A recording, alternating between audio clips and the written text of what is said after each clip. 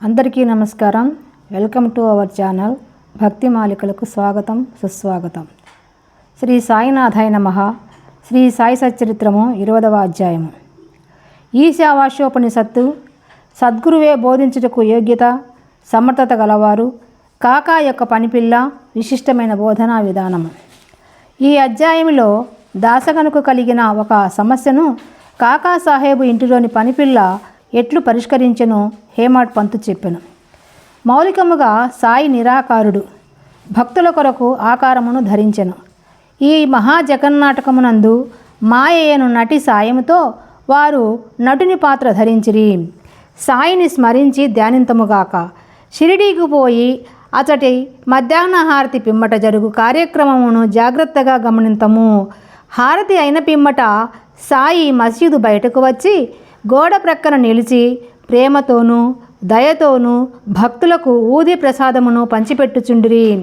భక్తులు కూడా సమానమైన ఉత్సాహంతో వారి సమక్షమున నిలిచి వారి పాదములకు నమస్కరించి వారి వైపు చూచుచూ ఊది ప్రసాదపు జల్లులను అనుభవించుచుండిరి. బాబా భక్తుల చేతులలో పిడికిళ్లతో ఊదిపోయిచు వారి నుదుటిపై తమ చేతులతో ఊది బొట్టు పెట్టుచుండిరి. వారి హృదయమున భక్తుల ఎడ అమితమైన ప్రేమ. బాబా భక్తులను ఈ క్రింది విధముగా పలకరించుచుండిరి. అన్న, మధ్యాహ్న భోజనమునకు పొమ్ము. బాబా, నీ బసకు పో.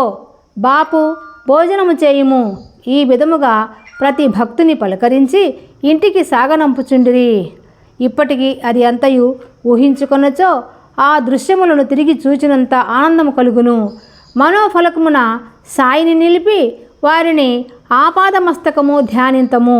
వారి పాదములపై పడి సగౌరవముగా ప్రేమతో వినయముగా సాష్టాంగ నమస్కారమునర్చుచు ఈ అధ్యాయములలోని కథను చెప్పెదను.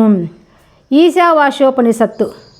ఒకప్పుడు దాసగను ఈశావాస్యోపనిషత్తుపై మరాఠీ భాషలో వ్యాఖ్య వ్రాయుటకు మొదలెడను. మొట్టమొదట ఈ ఉపనిషత్తు గురించి క్లుప్తముగా చెప్పెదము. వేద సంహితలోని మంత్రములు కలదగుటచే దీనిని మంత్రోపనిషత్తు అని కూడా అందురు.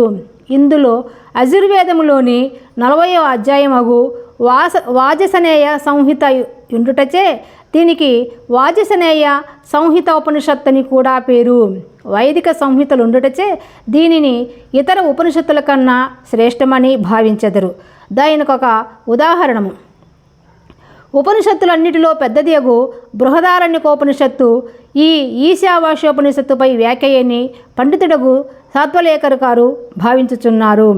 ప్రొఫెసర్ రానడే గారు ఇట్లనుచుండిరి. ఈశావాస్యోపనిషత్తు మిక్కిలి చెందనేదైనప్పటికీ దానిలో అంతర్దృష్టిని కలిగించు అనేకాంశములున్నవి. 18 శ్లోకములలో ఆత్మగూర్చి విలువైన అపురూపమగు వర్ణన, అనేక ఆకర్షణలకు దుఃఖములకు తట్టుకుని స్థైర్యము గల ఆదర్శ యోగీశ్వరుని వర్ణన ఇందు ఉన్నవి. తరువాత కాలమున సూత్రీకరింపబడిన కర్మయోగ సిద్ధాంతముల ప్రతిబింబమే ఈ ఉపనిషత్తు. తుదకు జ్ఞానముకు కర్మలకు సమన్వయమగు ఉన్న సంగతులు చెప్పబడినవి. జ్ఞాన మార్గమును కర్మయోగమును సమన్వయము చేసి చెప్పుట ఈ ఉపనిషత్తులలోని సారాంశము. ఇంకొకటి వారిట్లనిది.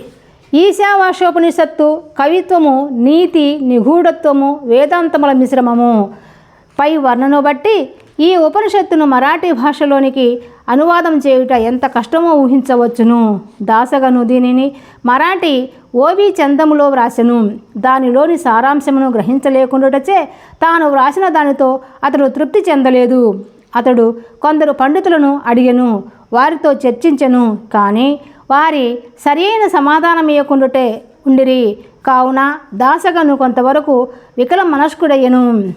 సద్గురువే బోధించుటకు యోగ్యత సమర్థత గలవారు. ఈ ఉపనిషత్తు వేదముల యొక్క సారాంశము.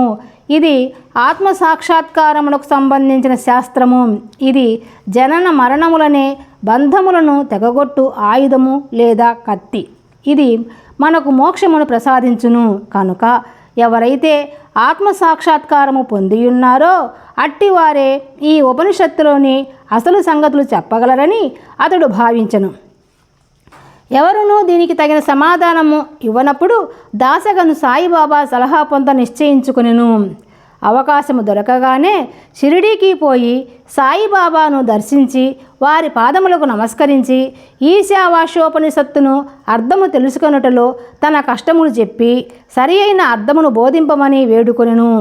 సాయిబాబా ఆశీర్వదించి ఇట్లనెను, తొందరపడవద్దు, ఈ విషయములో ఎట్టి కష్టమూ లేదు. తిరుగు ప్రయాణములో విలేపార్లేలోని కాకాసాహెబు దీక్షితుని పనిపిల్ల నీ సందేహమును తీర్చును. అక్కడక్కడ ఉన్నవారి మాటలు విని బాబా తమాషా చేయుచున్నారని అనుకొనిరి. భాషాజ్ఞానము లేని పనిపిల్ల ఈ విషయమెట్లు చెప్పగలదనిరి. కానీ దాసగను అట్లనుకొనలేదు. బాబా పలుకులు బ్రహ్మవాకులు అనుకొనెను. కాకా యొక్క పనిపిల్ల బాబా మాటలందు పూర్తి విశ్వాసముంచి దాసగను షిరిడీ విడిచి విలేపార్లె చేరి కాకాసాహెబ్ దీక్షిత్ ఇంటిలో బస చేసెను. ఆ మరుసటి దినము ఉదయము దాసగను నిద్ర నుంచి లేవగానే ఒక బీదపిల్ల చక్కని పాటను మిక్కిలి మనోహరముగా పాడుచుండెను. ఆ పాటలోని విషయము ఎర్రచీర వర్ణనము. అది చాలా బాగుండెననియు, దాని కుట్టు పని చక్కగా ఉండెననియు, దాని అంచుల చివరలు చాలా సుందరముగా నుండెననియు ఆమె పాడుచుండెను. ఆ పాట నచ్చుడచే దాసగను బయటకు వచ్చి వినెను. అది కాకా పని మనిషి నామ్య చెల్లెలు పాడుచుండెను. ఆమె చిన్నపిల్ల. ఆమె చింకిగుడ్డ కట్టుకొని పాత్రలు తోముచుండెను. ఆమె పేదరికము, ఆమె సంతోష భావమును కాంచి దాసగను ఆమెపై జాలిపడెను. ఆ మరుసటి దినము రావు బహద్దూర్ ఎంవి ప్రధాన్ తనకు ధోవతుల చాపులివ్వగా ఆ పేదపిల్లకు చిన్న చీర నిమ్మని చెప్పెను. రావు బహద్దూర్ ఒక మంచి చిన్న చీరను కొని ఆమెకు బహుకరించెను. ఆకలితో నకనకలాడుతున్న వారికి విందు భోజనము దొరికినట్లు ఆమె అమితానంద పరవశురాలయ్యెను. ఆ మరుసటి దినము ఆమె ఆ కొత్త చీరను ధరించెను. అమితోత్సాహముతో తక్కిన పిల్లలతో కలిసి గిర్రున తిరుగుచూ నాట్యము చేసెను. అందరికంటే తానే బాగుగా ఆడి పాడెను. మరుసటి దినము చీరను పెట్టెలో దాచుకొని మామూలు చింకిబట్ట కట్టుకొని పనిచేయుటకు వచ్చెను. కానీ ఆమె ఆనందమునకు లోటు లేకుండెను. ఇదంతయు చూచి దాసగను జాలి భావము మెచ్చుకోలుగా మారెను. పిల్ల నిరుపేద కాబట్టి చింకిగుడ్డలు కట్టుకొనెను. ఇప్పుడు ఆమెకు కొత్త చీర కలదు. కానీ దానిని పెట్టెలో దాచుకొనెను. అయినప్పటికీ విచారమునది కానీ నిరాశయనున్నది కానీ లేక ఆడుచూ పాడుచుండెను.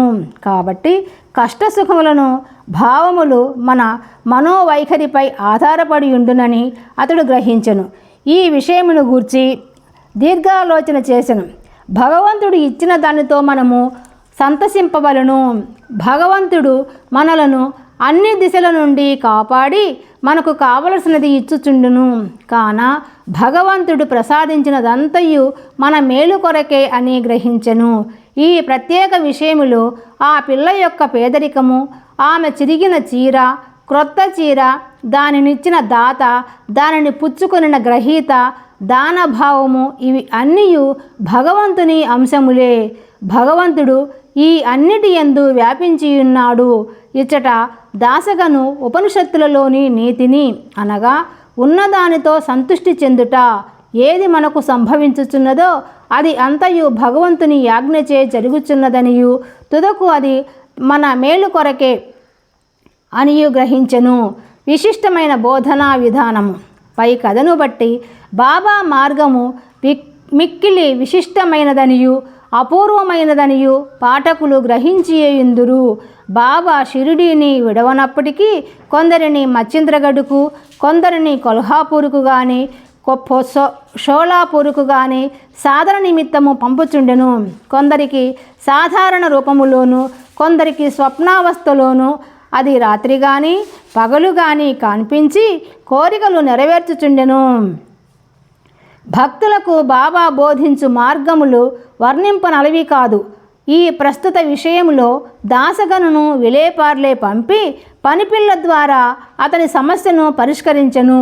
కానీ విలేపార్లే పంపకుండా షిరిడీలోనే బాబా బోధించరాదా అని కొందరు అనవచ్చును. కానీ బాబా అవలంబించినదే సరైన మార్గము.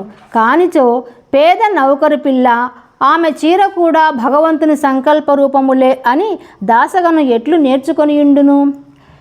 ఈశావాస్యోపనిషత్తులోని నీతి. ఈశావాస్యోపనిషత్తులో ఉన్న ముఖ్య విషయము అది బోధించు నీతి మార్గమే. ఈ ఉపనిషత్తులో ఉన్న నీతి దానిలో చెప్పబడిన ఆధ్యాత్మిక విషయములపై ఆధారపడి ఉన్నది. ఉపనిషత్తు ప్రారంభ వాక్యములే భగవంతుడు సర్వంతర్యామి అని చెప్పుచున్నవి. దీనిని బట్టి మనము గ్రహించవలసినదేమన్నా మానవుడు భగవంతుడు ఇచ్చిన దానితో సంతృష్టి చెందవలెను. ఏలయన భగవంతుడన్నింటి యందు కలడు. కావున భగవంతుడు ఏది ఇచ్చెనో అది ఎల్లా మన మేలు కొరకే అని గ్రహించవలెను. దీనిని బట్టి ఇతరుల సొత్తుకై ఆశించరాదనియు ఉన్నదానితో సంతృష్టి చెందవలననియు భగవంతుడు మన మేలు కొరకే దానిని ఇచ్చి ఉన్నాడనియు కావున అది మనకు మేలు కలగజేయునదే అనియు గ్రహించవలెను. దీనిలోని ఇంకొక నీతి ఏమన్నా మనుషుడెల్లప్పుడూ ఏదో తనకు విధింపబడిన కర్మను చేయుచునే ఉండవలెను. శాస్త్రములో చెప్పిన కర్మలు నెరవేర్చవలెను. భగవంతుని ఆజ్ఞానుసారము నెరవేర్చుట మేలు. ఈ ఉపనిషత్తు ప్రకారము కర్మ చేయకుండా నుండుట ఆత్మనాశనమునకు కారణము. మానవుడు శాస్త్రంలో విధింపబడిన కర్మలు నెరవేర్చుట వలన నైష్కర్మ్యాదర్శము పొందును. ఏ మానవుడు సమస్త జీవరాశిని ఆత్మలో చూచునో ఆత్మ అన్నిటి యందుండునట్లు చూచునో వేయేల సమస్త జీవరాశియు సకల వస్తువులు ఆత్మగా భావించునో అట్టివాడు ఎందుకు మోహమును పొందును? వాడెందులకు విచారించును? అన్ని వస్తువులలో ఆత్మను చూడకపోవడచే మనకు మోహము, అసహ్యము, విచారము కలుగుచున్నవి. ఎవడైతే సకల వస్తుకోటిని ఒక్కటిగా భావించునో ఎవనికైతే సమస్తము ఆత్మయగునో అతడు మానవులో పడు సామాన్య బాధలకు దుఃఖ వికారములకు లోను కాడు. 20వ అధ్యాయము సంపూర్ణము. సద్గురు శ్రీ సాయినాథార్పణమస్తు. శుభం భవతు. ఈ వీడియో నచ్చినట్లయితే లైక్ చేయండి, షేర్ చేయండి, సబ్స్క్రైబ్ చేసుకోండి. మీ అభిప్రాయాలను కామెంట్ రూపంలో తెలియజేయండి.